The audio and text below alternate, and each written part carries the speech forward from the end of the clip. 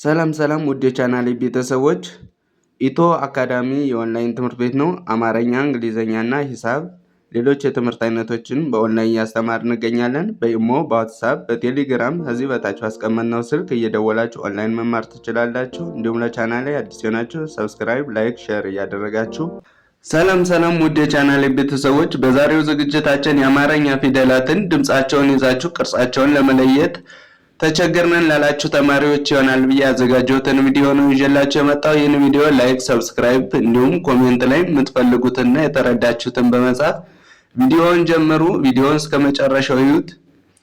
እንዲሁም ኦንላይን መማር ለምትፈልጉ ከዚህ በታች ባስቀመጥነው ስልክ እየደወላችሁ በኢሞ፣ በዋትስአፕ እና በቴሌግራም መማር ትችላላችሁ። ቀጥታ ወደ ቪዲዮ ስነድ ይቺ ሀ ይቺ ለ ይቺ ሀ ይቺ መ ይቺ ሰ ይቺ ረ ይቺ ሰ ይቺ ሰና ይቺ ተመሳሳይ ድምጽ ነው ያላቸው ሰ ነው የሚባሉ። ሁሎችም ግን የፊደል ቅርጻቸው ይለያያሉ ማለት ነው። እነዚህ የመጀመሪያ ፊደላት ናቸው። ሀ መ ሰ ረ ሰ ብለን እንጠራቸዋለን። የመጀመሪያ ፊደላት ናቸው። ከነዚህ ላይ እንግዲህ ሁለተኛ ለማድረግ ከጎን ከጎናቸው ቅጥል ስናደርግ ሁለተኛ ፊደል ይሆናሉ። ድምጻቸውም ኡኡ ሚል ድምጽ ከአንደበታችሁ መጨረሻ ላይ ስታነቡ ኡኡ ሚል ድምጽ ይወጣል ማለት ነው። ሁለተኛ ላይ ያሉት እንግዲህ ከጎናቸው ቅጥል በማድረግ ሁለተኞችን መጻፍ ትችላላችሁ። ሁ ሙ ሱ ሩ ሱ። እንድገማቸው ሁ ሱ ሙ ሱ ሩ ሱ። እነዚህ ሁለተኛ ላይ ያሉ ፊደላት ናቸው። ሶስተኛ ሲሆኑ ደግሞ ኢ ሚል ድምጽ አላቸው። እያንዳንዳቸው ቅርጻቸው ደግሞ ወደ እግራቸው ላይ ሸፈፍ በማድረግ ሶስተኞችን መጻፍ ትችላላችሁ። ድምጻቸውን ስናነብ ሂ ሚ ሲ ሪ ሲ ሂ ሚ ሲ ሪ ሲ። አራተኛ ፊደላት ደግሞ እንግዲህ ሶስተኛ ላይ እግራቸው ነበር ሸፈፍ ያለው። አራተኛ ደግሞ ባለ ሁለት እግር ከሆኑ የመጀመሪያ እግራቸው ያጥራል ማለት ነው። ቅርጽ አልባ ወይም ባለ አንድ እግር ከሆኑ ደግሞ የተለያየ ቅርጽ ይኖራቸዋል። ባለ አንድ እግር ከሆኑ ወደ ግራ ይጣመማሉ። ባለ ሁለት እግር ከሆኑ የመጀመሪያ እግራቸው ያጥራል። ቅርጽ አልባ ከሆኑ ደግሞ የተለየ ነው የሚሆነው። ለምሳሌ እዚህ ጋር ሀለ መሰረ እነዚህ ቅርጽ አልባ በመባል የሚታወቁ ናቸው። አራተኛ ላይ ሄዳችሁ ስታዩአቸው ወደታች ወረደ የተለየ ቅርጽ ነው ያላቸው ማለት ነው። ባለ ሁለት እግር የሚባሉት ሀ ከዛ ሰ ናቸው። እዚህ ጋር እንግዲህ አራተኛ ላይ ሄዳችሁ ስታዩአቸው እቺ እግሯ አጠር ያለች ናት። እቺን በተመሳሳይ ከዚህ ጋር ስታዩ የመጀመሪያ እግሯ አጭር ነው ማለት ነው። ስለዚህ ድምጻቸው ደግሞ አ ሚል ድምጽ ያስተጋባሉ ማለት ነው። እያንዳንዳቸው እነዚህ አራተኛ ላይ ያሉ ፊደላት ናቸው። ሀ ላ ሀ ማ ሳ ራ ሳ ሀ ላ ሀ ማ ሳ ራ ሳ እነዚህ አራተኛ ላይ ያሉ ፊደላት ናቸው። አምስተኛ ሲሆኑ ደግሞ እንግዲህ ከመጀመሪያ ፊደላት ላይ ቀለበት መጨመር ነው። ቀለበታቸው ታች ላይ በቀኝ በኩል ታች ላይ ይሆናል ማለት ነው። እንግዲህ ኤኤ የሚል ድምጽ አላቸው ማለት ነው። ከአንደበታቸው መጨረሻ ኤኤ የሚል ድምጽ ያስገባሉ። ስለዚህ ስታነቧቸው ድምጻቸው ሄ ሌ ሄ ሜ ሴ ሬ ሴ ሄ ሌ ሄ ሜ ሴ ሬ ሴ እነዚህ አምስተኛ ላይ ያሉ ፊደላት ናቸው ማለት ነው። ስድስተኛ ላይ ያሉ ፊደላት ደግሞ የተለያየ ቅርጽ ነው ያላቸው። የሚያመሳሰላቸው ነገር ሁሎችም የሚል ድምጽ ያስገባሉ። ስለዚህ ህ ስትሉ ህ የሚል ድምጽ አለው። ል ስትሉ የሚል ድምጽ አለው። ህ ስትሉ ል የሚል ድምጽ አለው ማለት ነው። ስለዚህ እያንዳንዳቸው የሚል ድምጽ እያስተጋባችሁ ታነባላችሁ። ህ ል ህ ከዛ ም ከዛ ስ ር ስ ህ ል ህ ም ስ ር ስ እነዚህ ስድስተኛ ላይ ያሉ ፊደላት ናቸው። ሰባተኛ ላይ ያሉ ፊደላት ደግሞ ባለ ሁለት እግር ያልኋችሁ ቅድም አሉ። ለምሳሌ እቺ ባለ ሶስት እግር ነች፣ የመጨረሻ እግሯ አጣራ ነው። እቺ ባለ ሁለት እግር ነች፣ የመጨረሻ እግሯ አጣራ ነው። አራተኛ ላይ ስታዩት የመጀመሪያ እግሯ ነበር አጣራ። ሰባተኛ ላይ ያለችው ፊደል ደግሞ የመጨረሻ እግሯ አጣራ ነው። ስለዚህ የመጨረሻ እግራቸው የሚያጠር ከሆነ ሰባተኛ ፊደሎች ነው የሚሆኑት ማለት ነው። እያንዳንዳቸውም ኦ የሚል ድምጽ አላቸው። እዚህ ጋር ስታነባው ሆ ሆ ስትሉ ሆ ኦ የሚል ድምጽ ያስተጋባል። ሎ ሆ ሞ ሶ ሮ ሶ ሆ ሎ ሆ ሞ ሶ ሮ ሶ ብላችሁ ታነባላችሁ። እዚህ ጋር ደግሞ እንግዲህ እነዚህ ደግሞ የመጀመሪያ ፊደሎች ናቸው። ሸ ቀ በ በ ተ ቸ የ የ ሸ ቀ በ በ ተ ቸ የ እንግዲህ ከነዚህ ላይ ሁለተኛ ፊደል ለማድረግ ከጎናቸው ቅጥል መጨመር ነው ማለት ነው። እንግዲህ እቺ እንደምታዩት ሁለተኛ ፊደል ስትሆን ከጎኗ ቅጥል አላት። ሌሎችም በተመሳሳይ ድምጻቸው ደግሞ ኡ የሚል ድምጽ ያስተጋባሉ። ስለዚህ ሹ ቁ ቡ ቡ ቱ ቹ ዩ ሹ ቁ ቡ ቡ ቱ ቹ ዩ ዩ እነዚህ ደግሞ ከመጀመሪያ ፊደላት ላይ ግርግራቸው ላይ ሸፋፋ ወደ ቀይ ሸፈፍ ሸፈፍ ስታደርጓቸው ሶስተኛ ፊደል ይሆናሉ። እንግዲህ መጀመሪያ ላይ እንደምታዩት ነፃ ነች። ከጎኗ ወይም ከግሯ ላይ ቅጥል የላትም። ግን ከግሯ ላይ እግሯን በቀይ ወደ ቀይ ሸፈፍ ስታደርጓት ሶስተኛ ፊደል ትሆናለች ማለት ነው። ኢ የሚል ድምጽ አላቸው። ስለዚህ ሺ ስትሉ ኢ የሚል ድምጽ ከአንደበታቸው ይወጣል። ሺ ቂ ቢ ቪ ቲ ቺ ይ ይ ሺ ቂ ቢ ቪ ቲ ቺ ቺ ይ ይ እነዚህ ሶስተኛ ላይ ያሉ ፊደላት ናቸው። አራተኛ ሲሆኑ ደግሞ ቅድም እንደነገሯችሁ ባለ ሁለት እግር ከሆነ የመጀመሪያ እግራቸው ያጥራል። ስለዚህ እዚህ ጋር እንደምታዩት ባለ ሁለት እግር ናት። ይቺ የመጀመሪያ እግሯ አጣራ ነው። ይቺም ባለ ሁለት እግር ናት። የመጀመሪያ እግሯ አጣራ ነው። ይቺም በተመሳሳይ ባለ አንድ እግር ከሆኑ ደግሞ ወደ ግራ ይጣመማሉ። ይቺ ባለ አንድ እግር ነች። እዚህ ጋር ቀ ከዚህ ጋር ተ ባለ አንድ እግር ነች።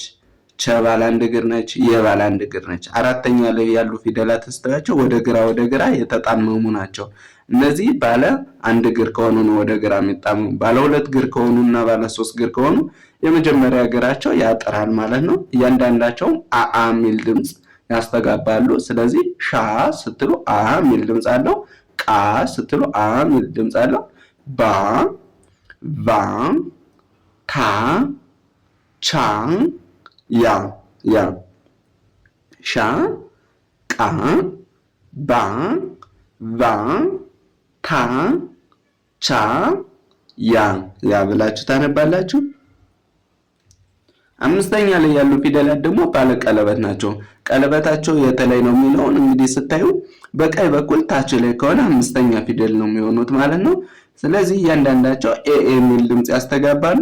ሼ ቄ ቤ ቤ ቴ ቼ ዬ ዬ ሼ ቄ ቤ ቤ ቴ ቼ የ።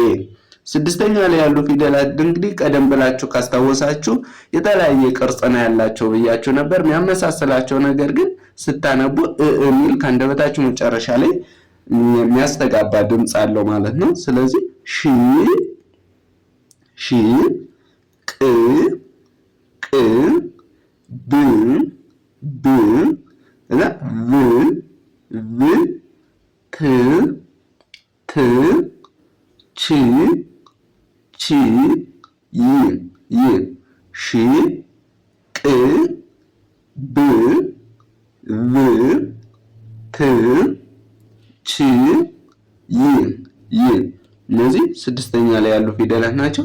ሰባተኛ ሲሆኑ ደግሞ እንግዲህ ባለ ሁለት እግር ከሆኑ አራተኛ ላይ የመጀመሪያ እግራቸው ነበር የሚያጠራው። ሰባተኛ ሲሆኑ ደግሞ የመጨረሻ እግራቸው ያጠራል። እንግዲህ እነዚህን ስታዩ የሸ ቤተሰብ ሰባተኛ ላይ ሾ ሾ ምንድናት? እግሯ አጣራ ናች።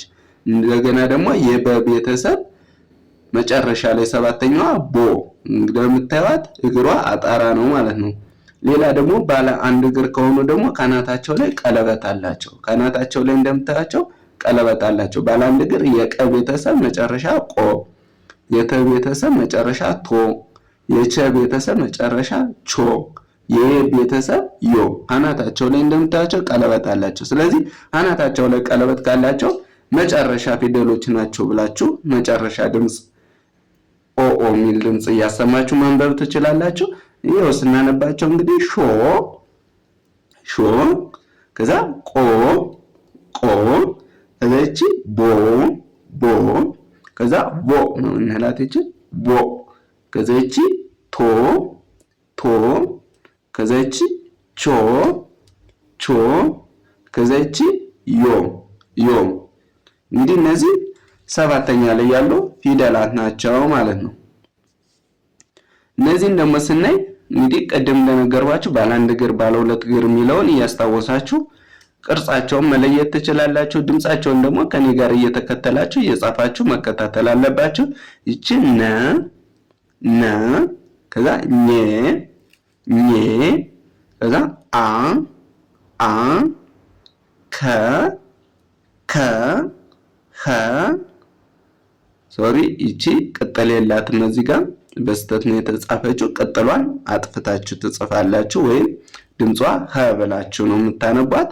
ከዛቺ ወ ወ፣ ከዛቺ ዘ ዘ፣ ነ ኘ፣ አ፣ ከ፣ ኸ፣ ወ፣ ዘ ዘ። እነዚህ የመጀመሪያ ፊደሎች ናቸው። ሁለተኛ ሲሆኑ ደግሞ ኡ ሚል ድምጽ እያሰማችሁ ማንበብ ትችላላችሁ። ኑ ኑ፣ የነ ሁለተኛ ኑ ከጎኗ ቅርታ ሲደረግ፣ የኘ ሁለተኛ ኑ ኑ ኑ ኑ፣ ኡ ኩ ሁ ው ዙ ዙ፣ ኑ ኑ ኡ ኩ ሁ ው ዙ ዙ። ሶስተኛ ሲሆኑ ደግሞ እግራቸው ላይ ሸፈፍ ሸፈፍ ይላል። ኢ የሚል ድምጽ እያሰማችሁ ኒ ኒ፣ ኢ ኪ ሂ ዊ ዚ ዚ። ስለዚህ እያንዳንዳቸው ከእግራቸው ላይ ሸፈፍ ሸፈፍ ማድረግ ነው ሶስተኛ ፊደሎች የሚጠበቅባቸው ማለት ነው። አራተኛ ፊደላት ደግሞ ባለ ሁለት እግር ከሆኑ የመጀመሪያ እግራቸው ያጠራል። ባለ አንድ እግር ከሆኑ እንግዲህ እዚህ ላይ እንደምታቸው የተለያየ ቅርጽ ነው ያላቸው። እነዚህ ይችና ይች ተመሳሳይ ባህሪ ያላቸው።